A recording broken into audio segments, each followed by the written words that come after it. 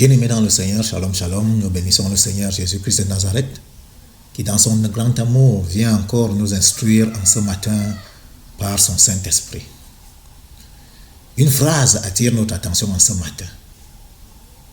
Elle est tirée du texte de Genèse au chapitre 32. Il y est écrit, « Voyant qu'il ne pouvait le vaincre, il brisa sa hanche. » Il s'agit là de la hanche de Jacob. La hanche de Jacob. Et cette hanche va nous parler de quelque chose qui se trouve en chacun d'entre nous.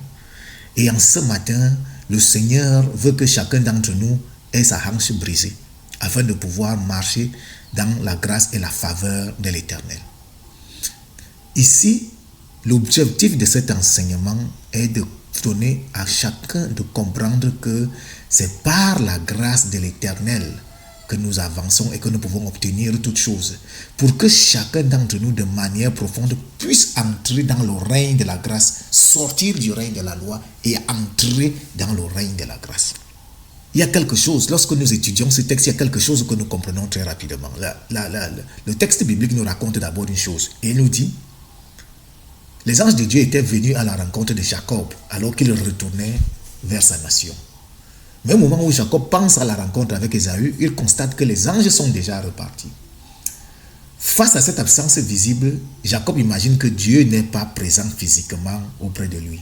Il se dit, et s'il tourne mal, je dois prévoir ma fuite. Ainsi, plutôt que de se confier et d'entrer immédiatement dans l'adoration et la remise totale à Dieu, Jacob conserve jusqu'à dans ses gestes la logique de la peur. Une logique de la peur qui est souvent intrinsèque à chaque humain. Il veut garder jusqu'au bout ce à quoi il tient. Et ce qu'il va faire, c'est que ses femmes et ses enfants préférés vont rester derrière auprès de lui, serrés contre tout son cœur, devrais-je dire, et ceux qui l'aiment moins sont placés en avant comme bouclier humain. Quand il va s'isoler, ce n'est pas principalement pour aller appeler Dieu en prière, non. Mais c'est pour réfléchir, pour ourdir une nouvelle stratégie, pour planifier une évasion possible pendant toute la nuit. Il rumine des plans qui reposent sur ses propres ressources et ses anciennes habitudes. La ruse, la prudence, la fuite. C'est donc à ce moment-là que le Seigneur va agir pour forcer Jacob à entrer dans le règne de la grâce, de sortir du règne de la loi pour entrer dans le règne de la grâce. Et c'est ce que nous allons analyser dans le texte de ce matin. Pour commencer, la parole de Dieu nous dit, Genèse chapitre 32, versets 1 et 2, il est dit, Jacob poursuivit son chemin et des anges de Dieu le rencontrèrent. En les voyant, Jacob dit, c'est le camp de Dieu. Et il donna à ce lieu le nom de Mahanaïm. Jacob a rencontrer les anges. Et qu'est-ce qu'il dit dans sa propre bouche? Il dit c'est le camp de Dieu. Ça veut dire qu'il comprend qu'il est dans le camp de Dieu. Il dit c'est le camp de Dieu. Maintenant, pourquoi est-ce que les anges sont venus à la rencontre de Jacob? La parole de Dieu nous enseigne que si les anges sont venus à la rencontre de Jacob, c'était un signe de la protection divine. Jacob quittait Laban et rentrait à Canaan, son pays d'origine. Mais il savait qu'il devait affronter Ésaü, son frère, qu'il avait trompé et qui voulait le tuer. On peut retrouver la référence dans Genèse chapitre 27, verset 41. Dieu envoya donc des anges pour lui montrer qu'il n'était pas seul, mais entouré de l'armée céleste. Donc, en fait, pendant que Jacob est en train de revenir, pendant qu'il est habité par la peur, qu'est-ce que Dieu fait? Il envoie des anges à sa rencontre. Pourquoi? Pour l'encourager dans sa foi. Parce que Jacob était rempli de peur et d'angoisse à l'idée de rencontrer Ésaü. Il s'est écrit dans Genèse chapitre 32, le verset 7. On dit bien que Jacob était rempli de peur et d'angoisse à l'idée de rencontrer Ésaü. Mais dans l'apparition des anges servait à renforcer sa confiance en Dieu. C'était comme si Dieu lui disait, ne crains rien. Je marche avec toi et je combats pour toi. Il s'agissait là de la confirmation de la promesse divine que Dieu lui avait faite. Dieu lui avait fait une promesse à Bethel, en Genèse chapitre 28, versets 12 à 15. Jacob avait vu en songe l'échelle de Dieu reliant la terre au ciel, avec des anges qui montaient et descendaient. Dieu lui avait promis de le garder partout où il irait et de le ramener au pays ici. En voyant encore les anges, Jacob comprenait que cette promesse était en train de s'accomplir. C'est pour ça qu'au départ, le gars commence à dire, c'est le camp de Dieu. Maintenant, le Seigneur justement est en train de le préparer au combat spirituel à venir. Le combat qui se prépare. Donc le Seigneur vient pour lui enseigner quelque chose.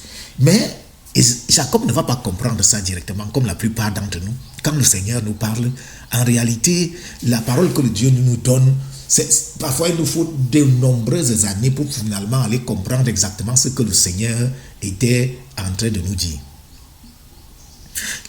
Ce que le Seigneur, lui, il était en train de dire à Jacob, c'est que là où tu vois, ta victoire ne va pas dépendre ni de ta ruse, ni de tes richesses, ni de ta force, mais ça va dépendre de ma puissance, la puissance de Dieu, Jésus-Christ de Nazareth, qui vient à son secours. Le psaume 34, verset 8, il nous le rappelle, il dit bien, l'ange de l'Éternel campe autour de ceux qui le craignent et il les arrache du danger, il les arrache au danger, tout comme Jacob, justement. Jacob aurait donc dû comprendre qu'en réalité, l'ange de l'Éternel était là auprès de lui.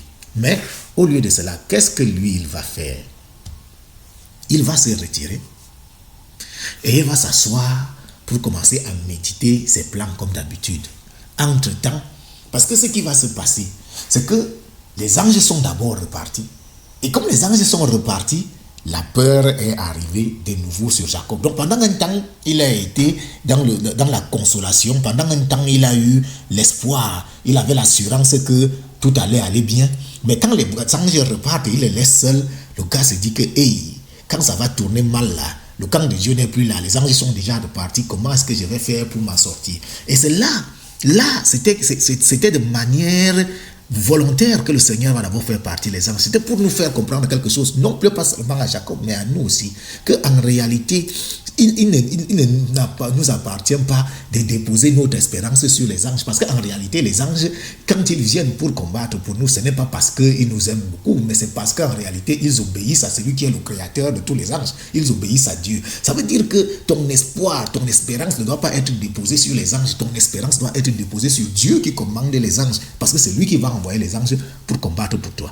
Et comme justement le Seigneur voit qu'en réalité, Jacob est déjà ancré sur le fait que les anges sont là et qu'il va avoir la victoire avec les anges qui sont là, Dieu ne veut pas que Jacob détourne sa confiance de lui pour aller la remettre sur des anges. Donc qu'est-ce que le Seigneur fait? Il retire d'abord les anges. Et en fait, quand les anges, eux, ils rentrent sous l'ordre de Dieu, Jacob, lui, pense que Dieu l'a déjà abandonné. Dieu l'a abandonné. Et dès lors, le gars, les anciennes habitudes reviennent dans son esprit. Il recommence à faire la même chose. Donc, pendant que le Seigneur Dieu est en train de lui dire, fais-moi confiance, je t'ai fait une promesse. Lui, dans son esprit, Jacob lui se heurte à une double vérité. Une part de lui va accepter la révélation et lâcher prise. L'autre part réplique, Seigneur, il se trouve que là, actuellement, là, tu n'es pas physiquement là. Tu m'as envoyé des anges, mais les anges là sont repartis. Ils sont déjà repartis. Et ils sont repartis au moment où moi, j'ai même le plus besoin d'eux.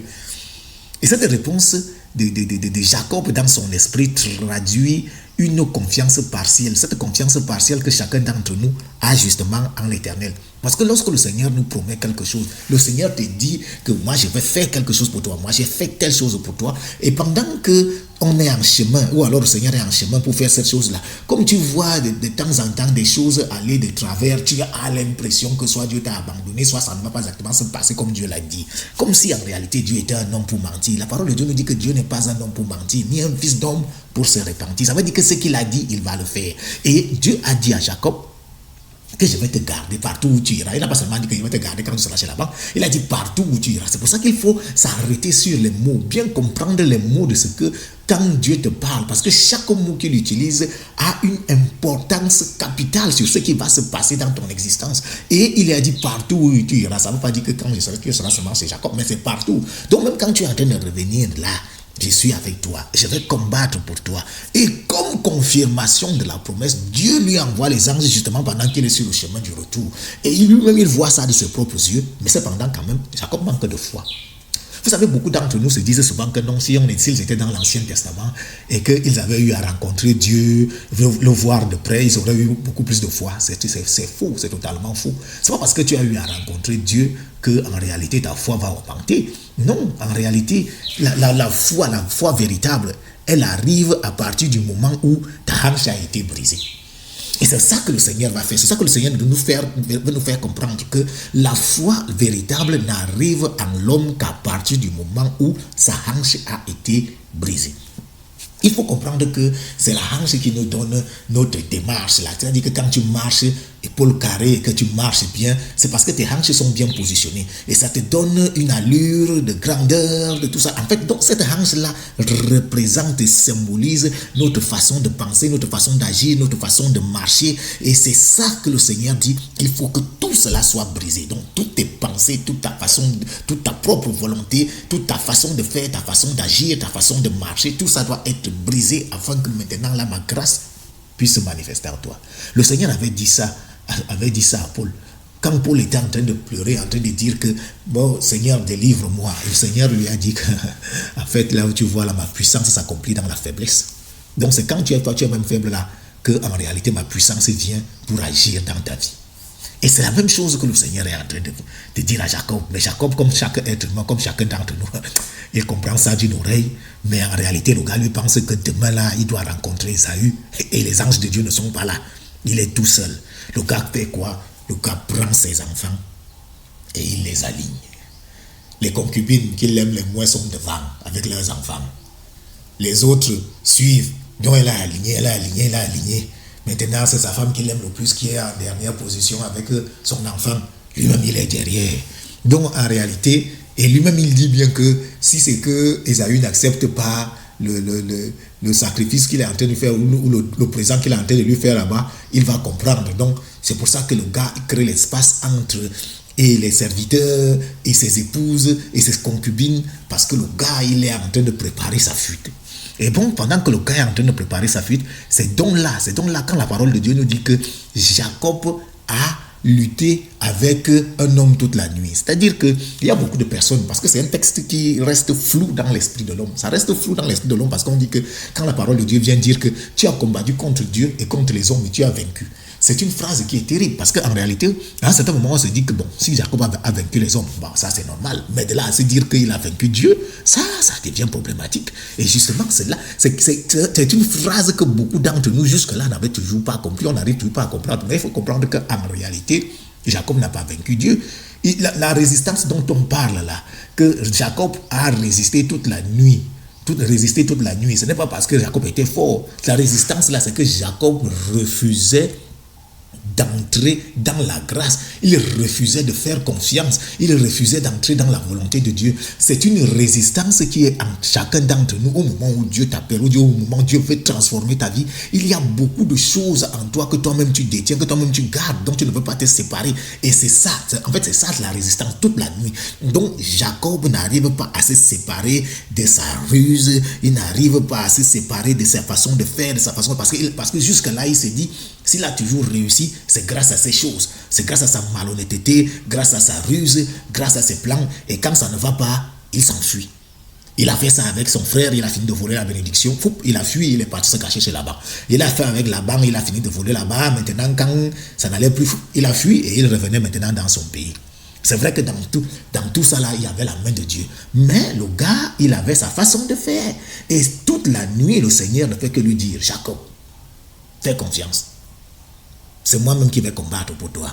Mais Jacob, dans son esprit, lui voit que Dieu est très loin parce qu'il ne voit pas Dieu présent. Mais Esaü est à côté. Et le gars pense que, oui, Dieu, tu m'as dit que tu vas me garder dans toutes mes voies. Mais là, Esaü qui est en train d'arriver là, moi, je ne vois pas comment je vais faire pour m'en sortir. Donc, il faut que je sois prudent. Donc, je vais agir avec prudence. Je vais agir avec ruse.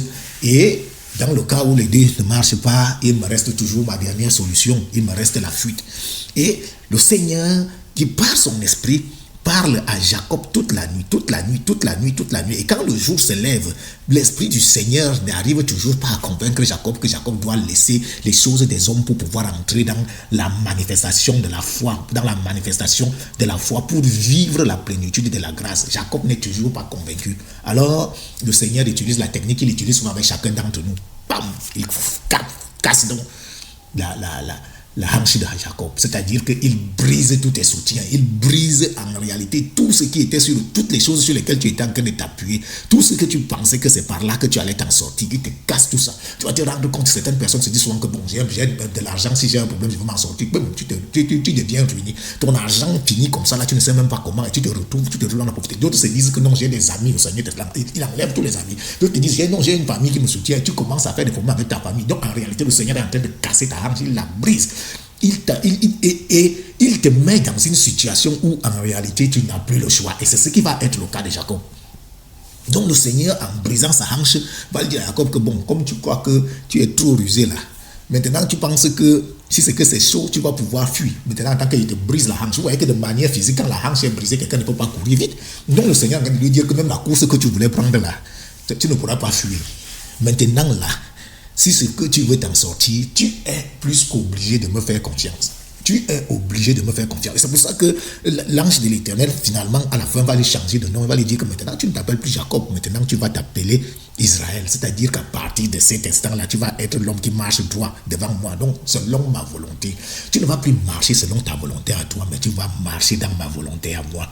C'est ça que le Seigneur vient faire dans la vie de Jacob. C'est-à-dire que toute cette nuit-là, c'était un combat dur, un combat difficile. Et la nuit représente justement aussi nos moments d'épreuve, nos moments de difficulté, les moments où en réalité on se sent perdu. Parce que Jacob était dans la peur, dans la tourmente, dans l'angoisse. Il se rappelait de tout ce qu'il avait fait à son frère et il était convaincu que son frère ne pouvait aucunement lui accorder le pardon.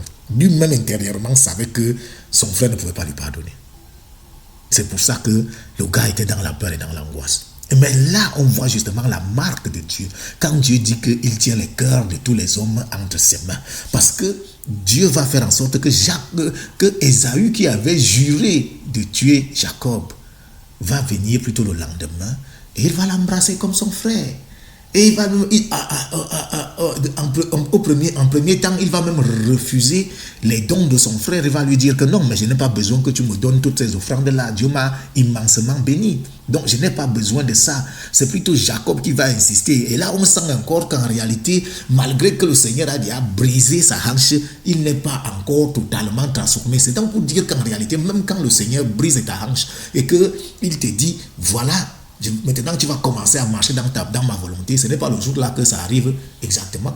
Vous allez vous rendre compte que jusqu'à Genèse chapitre 35, Jacob n'était toujours pas totalement transformé. C'est à Genèse chapitre 35 là-bas que le gars parvient à la transformation véritable. Mais ce jour-là, le processus de la transformation a véritablement commencé dans sa vie. Mais, et on comprend que ce n'était que le début du processus. Pourquoi? Parce que Jacob va quand même insister. Il va insister pour que Ésaü prenne les cadeaux.